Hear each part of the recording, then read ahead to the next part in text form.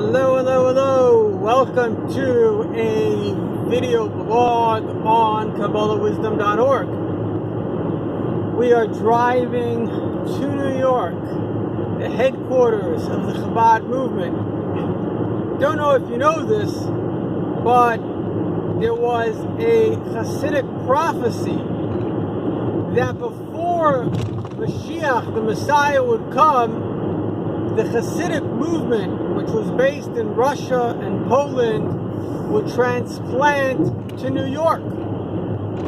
Now, that prophecy took place 7 generations ago. And so, America plays a central role in the coming of the Messiah. And if you understand this, you actually understand what is the Messiah. You know, so many religions believe in the Messiah. Islam believes in the Messiah. Christianity believes in the Messiah. Judaism believes in the Messiah. Most religions are, like the Dalai Lama says, an offshoot of Judaism. So it only makes sense they believe in the Messiah. But what is the Messiah? Who is the Messiah? Is it a person? Is it an era? Is it a person and an era? So let's address these questions. So the first question is the Messiah a person? So the answer to that question is, the Messiah is very much exactly like the situation when the Jews left Egypt. It's both a person, but primarily it's an era. The Jews went from darkness to light. They went from literally being not only physical slaves, but spiritual slaves. They were slaves to the bizarre, sadistic culture of Egypt. They were also idol worshippers culturally, even though they had faith in their God and they were a people distinct. And then, when they were redeemed, they were brought to become a holy nation, a kingdom of priests. In other words, a person can go from false ideologies to true ideologies. That means you're going from exile, not only physical slavery, but spiritual slavery, and you're heading to spiritual redemption.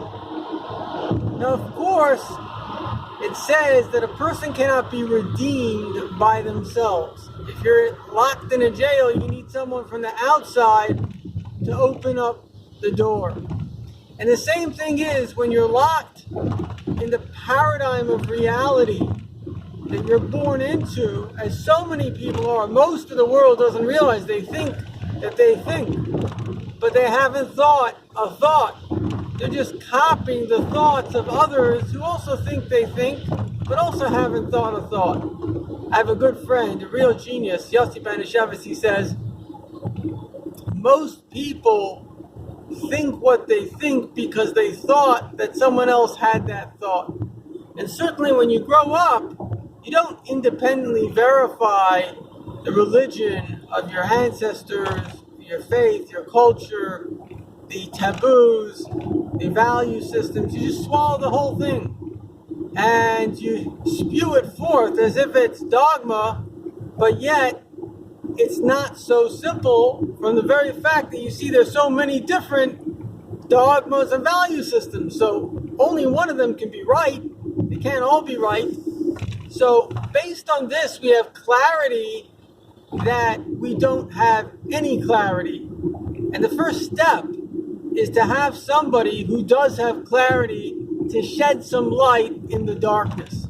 And that's why God sends a Messiah-like figure in every generation. There's a Moses figure, and he redeems the Jewish people, or at least those Jews who are interested in truth, because sadly, the majority are usually not. The majority are usually interested in predilections like the majority of society is. But those Jews, they're called Anshe Moshe, the people of Moses. Our generation, certainly the Lubavitchers, the people of the Rebbe.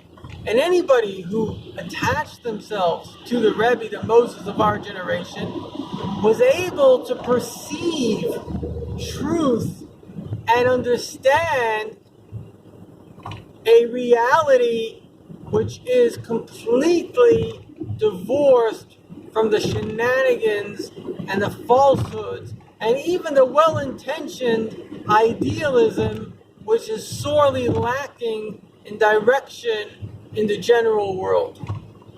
You know, today with the internet and disinformation, Russia, in fact, one of the top spies that defected from the KGB, he was the head of the KGB in Romania. He was the top general that ever defected. And he wrote a book called Disinformation. More people, maybe still are, but certainly were employed in the disinformation department in Russia than both in the armed and defense forces. Russia runs an entire disinformation army, literally an army. And one of the things that he writes was a Russian plot to destroy the West from within was 3 principles that they infiltrated within the media, because it's not hard. All you need to do is get a radical, somebody, what they do is they get somebody like Snowden, somebody from their own country to stand up against the country. So I'm not judging Snowden if he's right or wrong, but the fact is that if a Russian would say it, it would be a joke. But if you have an American who says it, then people take it seriously. The same thing is what they did is in all countries, not only in America, they had 3 tenets. The first tenet was an anti-West, pro-Russia tenet. The second tenet was an anti-Israel tenet. They, in fact, this guy himself, the author of Disinformation, he personally trained Arafat. The whole idea of the Palestinian state is a Russian disinformation plot. There never was a Palestinian state, and there never will be a Palestinian state because there are no such people as Palestinians. And so the whole thing is a media hoax by the very well-trained disinformation. In fact, Arafat himself couldn't understand why on earth would they be saying that we should be making this fictitious country when in actual fact he thought of himself as a revolutionary. So the whole thing, but anyway, they brought him along because when you say, oh, you took my land, then suddenly people have empathy and they give them land as if that's what they wanted. So anyway, to wrap up the situation, another thing that they did is pro-gay and lesbian. So the whole change in the culture was all based on Russian propaganda to destroy the society from within, which has been quite successful, unfortunately. So if you're looking around, you see people just like you, and they're talking your language, they seem to have your value systems, and yet they're spewing forth horrific ideas like abortion. Now, once in a while, maybe to save the life of a mother, but millions of babies being murdered because somebody's not interested in life. These are terrible, terrible, terrible crimes. You know, the value of life is the central value which gives us the value of don't murder, which gives us the value of respect. If you don't value life, then you don't value another person's property. You don't respect them. Everything is out the window. The whole idea of the Bible is that people are valuable. If you lack that fundamental concept of the value of a human being, then a human being is like a piece of meat to you. You know, somebody was once eating chicken and he says, I love chicken. So his friend says, you don't love chicken. He says, what are you talking about? I love chicken. He says, no. You love to eat chicken. If you love chicken, you wouldn't eat chicken. So if we're, God forbid, using people Remember, this guy, Mr. Stain, told me we should be loving people and using things. And unfortunately, often we're using people and loving things. And that happens when we don't even love ourselves. We lose a value for self. And when we lose a value for self, we lose a value for others. And so, in conclusion, what I want to say is that you need a leader, somebody that values people, like the Rebbe who stood every Sunday for hours upon hours in his 90s, giving out dollar bills, giving out blessings. Here's a human being who loved everybody. Didn't matter your race, your religion, you're a human being, he cared about you. He did so much to help everybody.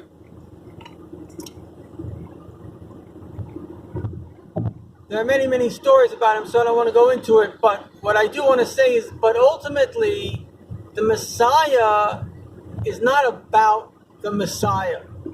The Messiah is a messenger from God for you. And the Rebbe's teachings are there. The Rebbe says that we are living in the Messianic age. You have to open up your eyes.